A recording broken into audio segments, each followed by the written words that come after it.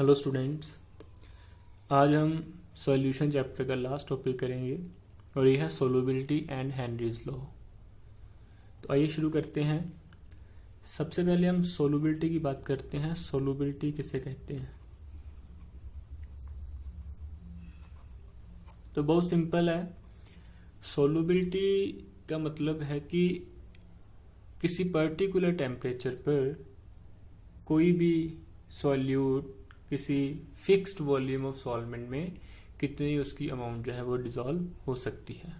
ठीक है, तो इसकी सिंपल सी डेफिनेशन है amount of solute in grams dissolved in unit volume of a particular solvent to form saturated solution at given temperature and pressure. तो very simple. Amount of solute in grams dissolved in a unit volume of a particular solvent to form saturated solution. ठीक है, saturated solution आपने बनानी है तो एक particular volume आपने ले लिया सॉल्वेंट का और उस पर्टिकुलर अमाउंट ऑफ सॉल्वेंट में आप कितने ग्राम जो है वो सॉल्यूट को डिसॉल्व कर सकते हैं, उसी को हम बोलते हैं उसकी सोलुबिलिटी। ठीक है जी, तो बेसिकली इसके यूनिट्स क्या बनेंगे? ग्राम्स पर लीटर। ये जो यूनिट वॉल्यूम है हम 1 लीटर ले लेते हैं इसमें, तो 1 लीटर में कितना सॉल्यूट जो है वो डिसॉल्व हो रहा है उसी को हम बोल देते हैं उसकी सोलुबिलिटी। तो नेक्स्ट है जी फैक्टर्स। वो सारे फैक्टर्स पढ़ेंगे जो अफेक्ट करते हैं सोलुबिलिटी को। तो सबसे जो पहला फैक्टर है वो है nature of solute and solvent. Okay, तो इसमें देखिए जैसे वाटर है हमारे पास, ठीक है, तो वाटर है और दूसरा हमने लिख लिया NaCl। अभी वाटर एक पोलर सब्सटेंस है और NaCl आयोनिक है। ठीक है, तो ये क्या होगा, इसमें सोलुबल हो जाएगा। और दूसरी ओर अगर हम ले लें बेंजीन और दूसरा साथ में ले लें CCl4, तो ये भी नॉन पोलर है और CCl4 भी नॉन पोलर है। तो बड़ी सिंपल सी बात है, एक जैसे नेचर वाले जो लिक्विड्स होंगे वो सोलुबल हो जाएंगे। जैसे पोलर है तो पोलर में सोलुबल रहेगा, नॉन पोलर है तो वो नॉन पोलर में सोलुबल रहेगा। तो बड़ा सिंपल है इसमें, लाइक डिसॉल्व्स लाइक। तो पोलर में सोलुबल रहेगा, नॉन पोलर जो है वो नॉन पोलर में सोलुबल रहेगा। अब देखो अगर हम NaCl को बेंजीन में डालेंगे तो ये सोलुबल नहीं होगा, और ऐसे ही अगर हम CCl4 को वाटर में डालेंगे तो ये सोलुबल नहीं रहेगा, क्योंकि ये नॉन पोलर है और ये पोलर है। और ऐसे ही ये आयोनिक है और ये नॉन पोलर है, तो ये इसमें डिसॉल्व नहीं होगा। तो ये सिंपल सा कॉन्सेप्ट है, लाइक डिसॉल्व्स लाइक। तो नेचर पे डिपेंड करेगा ये, अगर पोलर है तो ये पोलर में ही सोलुबल रहेगा और अगर नॉन पोलर है तो ये नॉन पोलर में ही सोलुबल रहेगा। दूसरा फैक्टर है यहाँ पे टेम्परेचर। टेम्परेचर का सोलुबिलिटी के साथ क्या रिलेशन है, या सोलुबिलिटी जो है वो टेम्परेचर के साथ कैसे बढ़ेगी या कम होगी। तो जर्नली अगर हम देखें तो जो इन जर्नल हमारे सामने एग्जांपल्स आती हैं तो उससे उनको देख के तो लगता है कि जैसे सोलुबिलिटी जो है वो टेम्परेचर के बढ़ने से बढ़ेगी। फॉर एग्जांपल अगर हमारे पास गर्म पानी है और एक ठंडा पानी है तो हम शुगर डिसॉल्व भी कर रहे हैं, तो शुगर जो है वो हॉट वाटर में जल्दी घुल जाती है। नमक भी है तो वो गर्म पानी में जल्दी घुल जाता है। तो एक जनरल सा कॉन्सेप्ट सा बन जाता है माइंड में कि सभी केसेस में क्या होगा कि अगर टेम्परेचर बढ़ेगा तो सोलुबिलिटी बढ़ेगी, लेकिन ऐसा नहीं है। तो इसके लिए हमें अलग अलग से कंडीशंस देखनी पड़ेंगी। अब जैसे एक मैं एग्जांपल आपके सामने लिखता हूँ कि अगर हम सल्फ्यूरिक एसिड को पानी में डालते हैं, ठीक है, सल्फ्यूरिक एसिड को वाटर में डालेंगे तो जिस बीकर में आप डालोगे ये, ठीक है जी, स्लाइटली, तो ये बीकर जो है वो गर्म हो जाता है। तो क्या इस केस में भी गर्म करने पे सोलबिलिटी बढ़ेगी?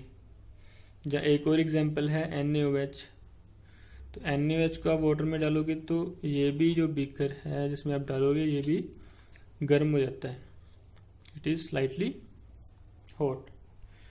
तो इस केस में भी क्या सोलबिलिटी बढ़ेगी टेम्परेचर बढ़ने से? बिल्कुल नहीं। तो हमको सबसे पहले ये देखना है कि जो आपका प्रोसेस है वो एक्सोथर्मिक है या फिर एंडोथर्मिक है, ठीक है। तो ये जो आप सोल्यूट और सॉल्वेंट को मिला के सॉल्यूशन बना रहे हो, ठीक है, तो ये प्रोसेस एंडोथर्मिक है या एक्सोथर्मिक है, सबसे पहले ये देखना है। तो अगर तो ये एक्सोथर्मिक है, ठीक है, अगर ये एक्सोथर्मिक प्रोसेस है तो सिंपली आपने पढ़ा है ये ली-चार्टियर प्रिंसिपल से भी क्या होगा कि अगर इसमें से हीट ऑलरेडी बाहर निकल रही है तो वो अगर आप हीट बढ़ाओगे तो वो बैकवर्ड डायरेक्शन में आएगा, तो मीन सोलबिलिटी कम होगी, ठीक है जी। एक्सोथर्मिक प्रोसेसेस में सोलबिलिटी डिक्रीज होती है किससे? टेम्परेचर बढ़ाने से, ठीक है। और अगर प्रोसेस जो है वो एंडोथर्मिक है तो एंडोथर्मिक प्रोसेसेस में क्या होगा? टेम्परेचर बढ़ाने से, अगर टेम्परेचर आप इंक्रीज करते हो तो सोलबिलिटी भी बढ़ेगी, ठीक है। तो ये आपने ध्यान में रखना है, ऐसा नहीं है कि सभी केसेस में टेम्परेचर बढ़ने पे सोलबिलिटी बढ़ जाएगी। तो प्रोसेस का पता होना चाहिए, प्रोसेस एंडोथर्मिक है या एक्सोथर्मिक है। एक्सोथर्मिक के केस में सोलबिलिटी डिक्रीज होगी टेम्परेचर बढ़ने से, और एंडोथर्मिक के केस में क्या होगा? सोलबिलिटी बढ़ेगी टेम्परेचर के बढ़ाने से, ठीक है। तो एक्सोथर्मिक में आपने कुछ एग्जांपल्स याद रख लेनी, जैसे लिथियम कार्बोनेट है, सीरियम सल्फेट है, ये ऐसी एग्जांपल्स हैं जिसमें सोलबिलिटी कम होती है। और एंडोथर्मिक में तो आप जैसे NaCl है, KCl है, शुगर है, तो इन सभी केसेस में सोलबिलिटी बढ़ती है टेम्परेचर के बढ़ाने से, ठीक है जी। तो इतना आपने ध्यान में रखना है। अब तीसरा जो फैक्टर है वो फैक्टर है अपना प्रेशर। तीसरा फैक्टर है यहाँ पे प्रेशर। तो बेसिकली अगर हम बात करें सॉलिड्स की या लिक्विड की, तो सॉलिड्स और लिक्विड्स, ठीक है, देर ऑलरेडी कंप्रेस्ड, ठीक है। सॉलिड या लिक्विड ये क्या है? ऑलरेडी कंप्रेस्ड है। तो अगर प्रेशर बढ़ाएंगे तो इस केस में इन दोनों के केस में सॉल्युबिलिटी पे इतना फर्क नहीं पड़ेगा, या कह लो कि बिल्कुल भी फर्क नहीं पड़ता है, ठीक है। सो प्रेशर का जो कॉन्सेप्ट आएगा वो कौन सी स्टेट के लिए आएगा? गैसेस के लिए। तो बेसिकली यही हमने पढ़ना है आज, जो है हेनरीज लॉ, ठीक है जी। Effect of pressure on the solubility of gases in a liquid, ठीक है जी। तो हमारा जो टॉपिक है इसमें वो ये रहेगा, effect of pressure on solubility of gases in a liquid, ठीक है जी। तो बेसिकली देखा जाए तो क्या है, सॉल्युबिलिटी ऑफ ए गैस जो है वो it is directly proportional to the partial pressure of the gas. Henry scientist ने क्या बोला है, या सिंपल सा भी कंसेप्ट है ये, जितना प्रेशर ज्यादा होगा उतनी गैस की सोलबिलिटी किसी लिक्विड में ज्यादा होगी। बहुत सारी एग्जांपल्स हैं, जैसे जो भी आप कोल्ड ड्रिंक वगैरह या जो भी कार्बोनेटेड बेवरेजेस रहते हैं उसमें क्या होता है कि हाई प्रेशर पे उनको सील किया जाता है। तो नॉर्मली तो कार्बन डाइऑक्साइड की जो सोलबिलिटी है वाटर में कम है, लेकिन जब प्रेशर हाई प्रेशर पे उसको उसमें डाला जाता है वाटर में तो उसकी सोलबिलिटी बढ़ जाती है। तो सिंपल सा ये सबसे पहले आपने जो कॉन्सेप्ट है वो ये याद रखना है, solubility of a gas in a liquid is directly proportional to the partial pressure of that gas above liquid surface। तो यही बेसिकली हेनरीज लॉ की डेफिनेशन है। ठीक है, हेनरीज लॉ की डेफिनेशन क्या है? The solubility of a gas in a liquid, किसी भी लिक्विड में किसी गैस की solubility that is directly proportional to the partial pressure of that gas. अभी समझाता हूं मैं ये पार्शियल प्रेशर का मीनिंग क्या है। यहाँ पे अबव द लिक्विड सरफेस, तो जितना पार्शियल प्रेशर होगा किसी भी लिक्विड के सरफेस के ऊपर उस गैस की सॉल्युबिलिटी उसी पार्शियल प्रेशर के ऊपर डिपेंड करेगी। ये समझते हैं कैसे? तो मान लीजिए ये हमारे पास है कोई लिक्विड, ठीक है। अभी यहाँ पे एटमॉस्फेरिक प्रेशर लग रहा है, तो ये जो एटमॉस्फेरिक प्रेशर लग रहा है इसमें तो बहुत सारी गैसेस होंगी। लेट्स से इसमें नाइट्रोजन भी है, हाइड्रोजन है, ऑक्सीजन है, तो ये सारी गैसेस इसके ऊपर प्रेशर लगा रही हैं। लेकिन अगर हम नाइट्रोजन की सॉल्युबिलिटी देख रहे हैं इस लिक्विड में, लेट्स से लिक्विड वाटर ही है, तो फिर हमको नाइट्रोजन का पार्शियल प्रेशर देखना होगा। या सिंपली हम ऐसे कह सकते हैं कि नाइट्रोजन की सॉल्युबिलिटी वाटर में नाइट्रोजन के प्रेशर के ऊपर ही डिपेंड करेगी, टोटल प्रेशर के ऊपर डिपेंड नहीं करेगी। टोटल प्रेशर तो इन सब का सम होगा, इन सब का प्रेशर का सम करेंगे वो टोटल प्रेशर आएगा। लेकिन नाइट्रोजन के केस में नाइट्रोजन की अगर हम सोल्युबिलिटी देख रहे हैं तो वो that will be directly proportional to the partial pressure of nitrogen. जितना नाइट्रोजन का पार्शियल प्रेशर होगा उसके अकॉर्डिंग ही इसकी सोल्युबिलिटी होगी। अगर नाइट्रोजन का पार्शियल प्रेशर ज्यादा है तो इसकी सोल्युबिलिटी भी ज्यादा रहेगी। तो यही हेनरीज लॉ है। इसकी डेफिनेशन बड़ी सिंपल सी है, solubility of a gas in a liquid is directly proportional to the partial pressure of that gas above the liquid surface. तो सिंपली इसको हम ऐसे लिख सकते हैं, solubility of a gas in a liquid that is directly proportional to partial pressure of that gas. ठीक है जी। अब सोल्युबिलिटी को इन्होंने ले लिया था हेनरीज ने मोल फ्रैक्शन की फॉर्म में। ठीक है, तो मोल fraction of gas in liquid. ठीक है, अमाउंट आप देखो कितनी कोई गैस डिसॉल्व हो रही है, उसकी अमाउंट कैसे ले सकते हैं हम? मोल्स में ले सकते हैं, मोल से हम मोल फ्रैक्शन में ले सकते हैं। तो किसी गैस का कितने मोल्स या कितना मोल फ्रैक्शन जो है गैस का डिसॉल्व हो रहा है वो किसके ऊपर डिपेंड करेगा? पार्शियल प्रेशर के ऊपर। ठीक है जी। जितने नंबर ऑफ मोल ज्यादा होंगे उतना मोल फ्रैक्शन ज्यादा होगा, उतनी ही सोल्युबिलिटी इसकी ज्यादा होगी। जब हम ऐसे भी बोल सकते हैं इसको कि जितना मोल फ्रैक्शन ज्यादा है उतना उसका पार्शियल प्रेशर भी ज्यादा होगा। ठीक है, तो इसको इनडायरेक्टली ऐसे लिख दिया गया, partial pressure of a gas is directly proportional to mole fraction of a gas in liquid।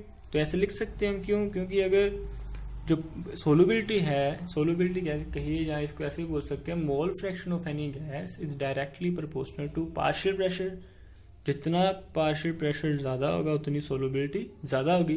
तो जहां हम ऐसे भी बोल सकते हैं जितनी सोल्युबिलिटी ज्यादा है उतना ही पार्शियल प्रेशर भी ज्यादा होगा। तो यही लिखा मैंने, पार्शियल प्रेशर किसके ऊपर डिपेंड कर रहा है? मोल fraction of gas in liquid. ठीक है, ये पार्शियल प्रेशर है, ये मोल fraction of gas in liquid. तो यहाँ पे हम इसको हटा के कांस्टेंट लगाते हैं K H into mole fraction of gas in liquid. K H यहाँ पे क्या है? K H is Henry's law constant. ठीक है जी। तो यही सिंपली हेनरीज लॉ का फॉर्मूला है, partial pressure of a gas equals to KH Henry law constant and X is mole fraction of that gas in liquid. ठीक है, तो यहाँ से KH निकालना है, तो KH निकालने के लिए ये P equals to KH into X है। तो बड़ा सिंपल सा ग्राफ प्लॉट किया जा सकता है। एक साइड पे हम यहाँ पार्शियल प्रेशर रखते हैं और दूसरी साइड पे X। ठीक है, तो y equal to mx straight line आएगी। तो यहीं से हम क्या स्लोप फाइंड करके, ठीक है, तो स्लोप क्या आएगा यहाँ पे, slope equals to tan theta equals to p by x of gas.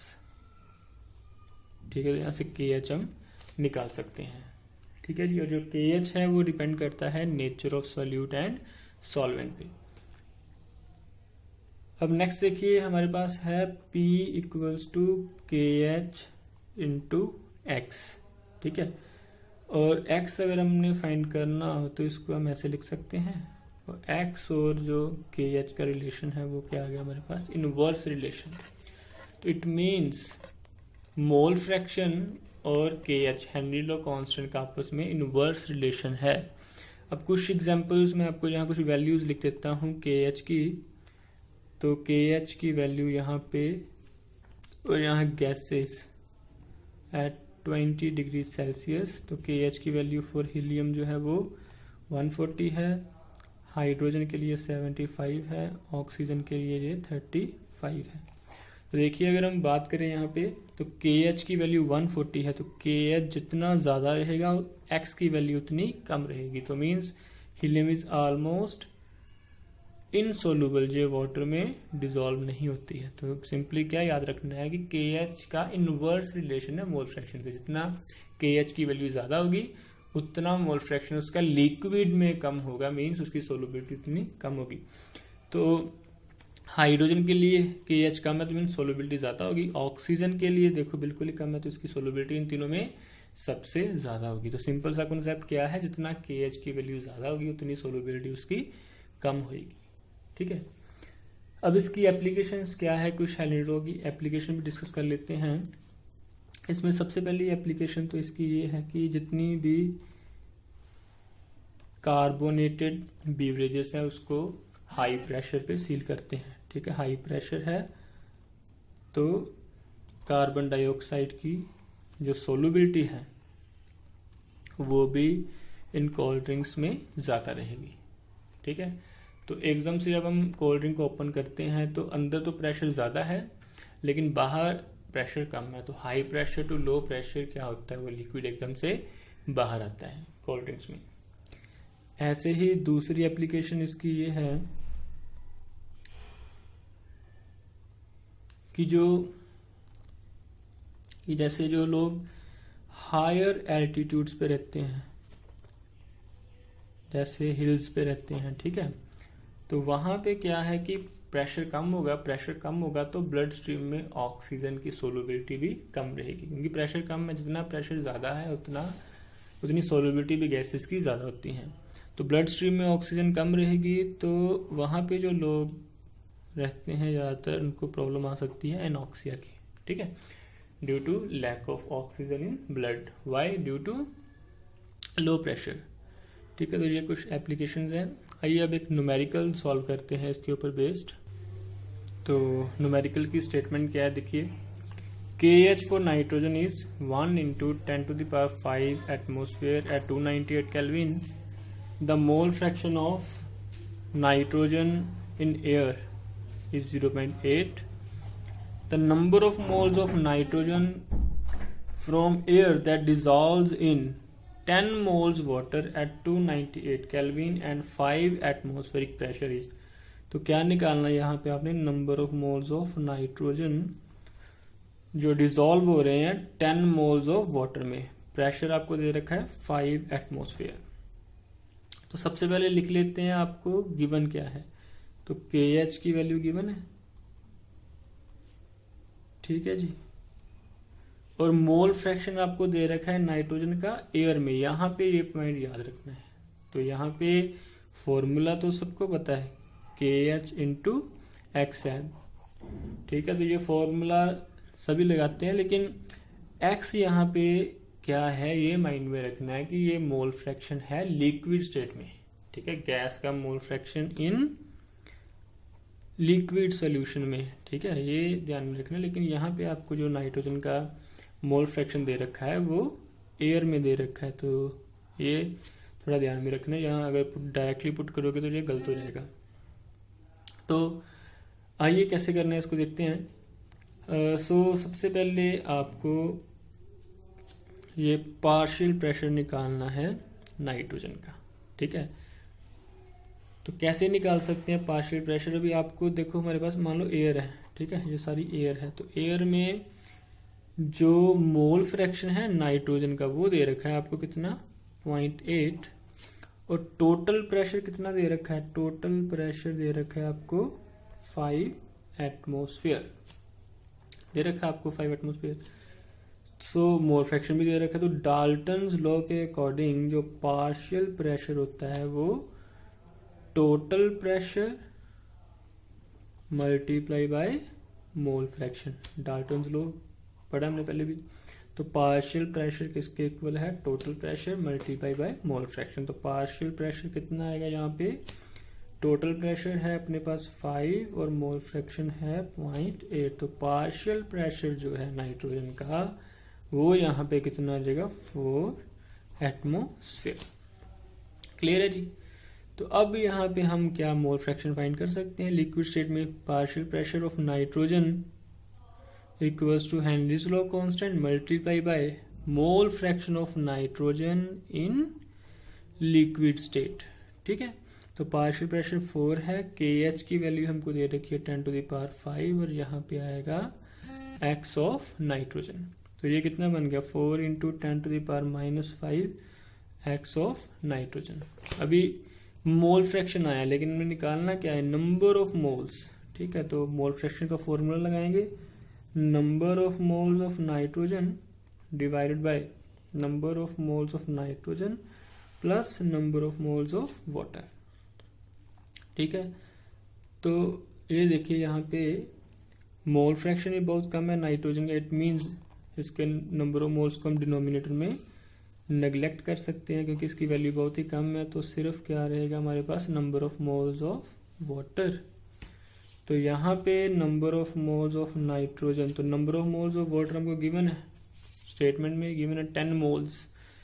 तो क्या करेंगे यहाँ पे इसकी वैल्यू पुट करते हैं, 10 इंटू 4 इंटू 10⁵ तो यहाँ पे नंबर ऑफ मोल्स जो है वो 4 इंटू 10⁻⁻4, ठीक है जी। तो ये इसका आंसर है। तो इसी के साथ ये लास्ट लेक्चर था इसका सॉल्यूशन चैप्टर का।